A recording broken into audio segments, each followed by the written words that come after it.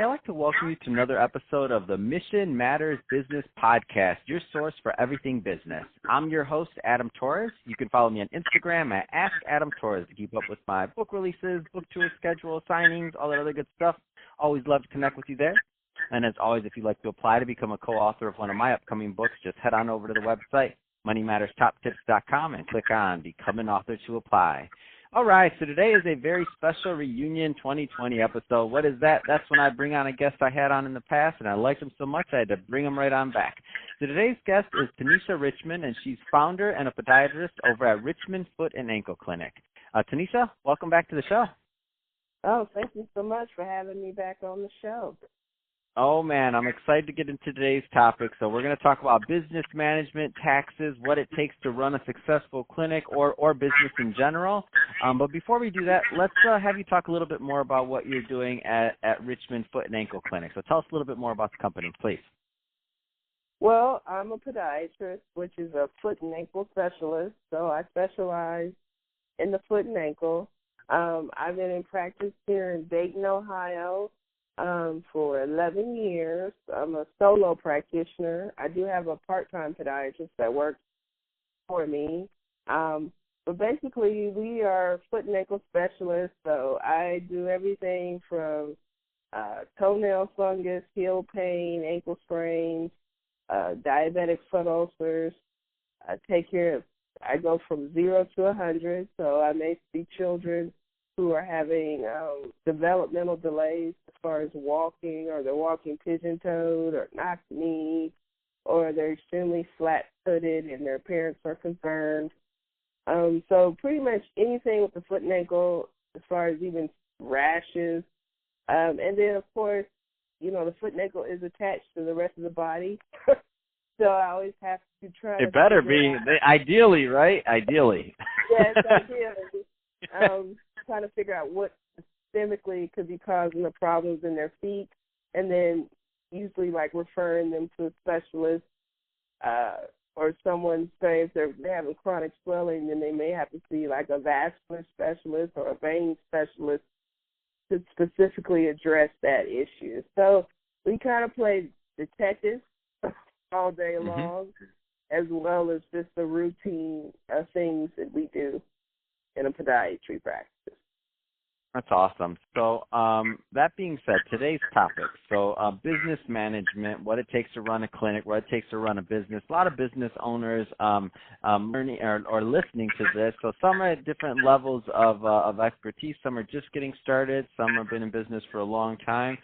That being said, where do you want to start on business management? Well, I think the problem with a lot of people who start businesses is they just kind of step out on a limb, or they wake up and have a dream, or they just had a lifelong dream, but then they don't put into the time and the research to understand what it truly takes to run a business. This is my 11th year of practice, and we're now in tax season. So right now I've been working on my taxes. Actually, I work on my taxes year-round, but now getting tax documents ready for my accountant. So the first thing all business owners should have is a QuickBooks account. They should have a business account. So they should have a tax ID number with the IRS. They should be incorporated, which is usually like an LLC or S Corp. And that gives us legal protection, because we do live in a litigious society that likes to sue a lot. So to protect yourself and any entities that you have, they should always be in their own LLC. So for example, like Walmart's parking lots are separate LLCs from their buildings. So if you fall in their parking lot, you're suing a parking lot. You're not suing the entire Walmart entity. And that's just so to protect the funds of the business. And then that's also bringing in, you have to have attorneys to help you set up all your paperwork as well. And then, so right now, I actually have binders, I have folders where I'm getting all kind of income receipts for the year, all the different payments I get from different insurance companies. I keep all that in a folder. I had to sit down and download all my bank statements from all my bank accounts, send that to my accountant. And then I keep a basket that I throw all receipts in. And then I use a company called Shoebox, which then will scan all receipts, and then I can upload that file into my QuickBooks for my accountant. So you have to always think, of filing your taxes, but then also if you were ever audited by the IRS, being able to prove your tax. And then being a business owner, you have to understand the tax code. So you have to understand, when you hear people like Elizabeth Warren say Amazon doesn't pay any taxes, that's not true. Mm-hmm. He pays taxes all the time. He may not pay federal taxes at the end of the year because he's paying taxes right now as we talk. I'm sure on something. Payroll taxes, he's buying things. Anything that you purchase, you're going to pay either a state tax or some kind of tax on it. So we're constantly doing right. But as a business, you have to be able to utilize that to your benefit as a business owner. So that's just, it's a learning curve. It's a high learning curve. And I think a lot of people get in trouble because they use these bootleg accountants or cousins who tell them, like someone did tell me the same thing. They told me when I first opened my practice, don't put my stuff on payroll. And I didn't. I ended up owing like $60,000 in back taxes. And now I went from an LLC to an S Corp and put myself on payroll. And sometimes I may pay just taxes and not even cash the check, but I'm just paying taxes every 2 weeks so I don't get a huge tax bill, or maybe I might get lucky enough to get an actual refund. But I had to learn that the hard way because I listened to a non-accountant who I thought knew what they were talking about, but they didn't. No, that's great. And let's talk a little bit more about documentation, because I think that's something that gets a lot of people. What you're talking about, Shoebox or the other company you use, because I feel like that's something that many people miss is making sure they can prove it, and if they were audited or something. Well, I basically take every year, or I take like an empty printer box or any kind of box, and you want to keep. Or I'm a binder holic. I love binders. Everywhere I go, every Goodwill, every flea market, if I see a binder, I buy it. And that has saved my life. And my accountants love it because, like, I'll put everything from 1 year, like every year's taxes is in its own binder. The paperwork, all the filing paperwork. And I've actually listened to a lot of books through Audible.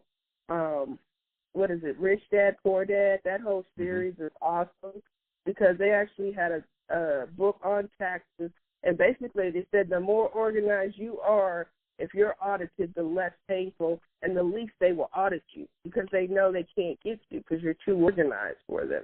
If you were able to pull out, they say they want the last 5 years, you can pull out a binder from every year, and then you can hand them a box of all the receipts that you use for your taxes in a box and just hand it to them. That makes their life simpler, and then they don't come at you as hard, per se, because they know I'm not going to get a lot out of this person because they're so organized, versus you have nothing to give the IRS, say, if you are audited.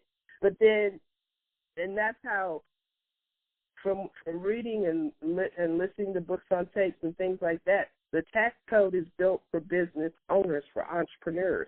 It's built for us to spend money on our business, and then whatever we spend on our businesses, usually that is a deduction against our taxes. But a lot of people want to pay for things in cash, and you can't do that. And I will never pay no matter what they do for me. If you come in here and vacuum my floors and I have to pay you for it, you're going to get a check. You will never get cash out of me because I can't prove cash. I can't trace cash. That's awesome. But I've had business quote-unquote business owners wanted to do work, and they're like, oh, I'm worried about my taxes. Oh, no, I'm worried about my taxes, too. If I can't write you cannot work for me. Because that's awesome. Because if we don't document it, the business owner has to pay the tax. Mm-hmm. So that's awesome. So it's a learning curve. And I would say, and there's great places like here in Dayton, we have the Small Business Administration. It's a free organization it's federally funded, and they actually have incubators on site where you can rent little space and start your business. But they have funding where they'll actually get an accountant to work with you, help you set up QuickBooks, help you run reports, help you explain things to you. And then they have a lot of workshops all throughout the year. Actually, I went to one through Google. It was actually a live, nationwide live stream where they taught us how to use Google to market ourselves. And it was free. It was a lunchtime thing, and it was like an hour. But, as a business owner, you have to learn all this stuff because as they teach us as physicians, whether we know it or not, they still expect us to know it. And if we mess up, they're going to come at us like we should have known this stuff. That's awesome. I love it. And I could talk to you all day about this, especially since we're in tax season. But that's about our time, unfortunately. So Tanisha, if somebody's listening to this and they want to learn more about your clinic or to follow up, what's the best way for them to do that? Well, you can always visit my website, richfeet.org. That's RICHFEET.org. You can email me at richfeet1@gmail, which is RICHFEET1@gmail. And then always they could call the office at 937-228-3668, maybe to schedule a time to talk. Fantastic. Well, hey, Tanisha, it's been awesome catching up with you on this Reunion 2020 episode. Love to hear what you're doing. I'm going to let you get back to what you got to do with your taxes. But before, and to the audience, as always, thank you for tuning in. Hope you got a lot of value out of this talk. If you did, don't forget, subscribe to the podcast, leave me a review. If you're watching this on our YouTube channel, Mission Matters Business, don't forget to give that a subscribe and leave us some comments in the video. Let us know what you thought about the conversation, and let's keep the conversation going. And Tanisha, thanks again for coming on the show. Well, thank you so much.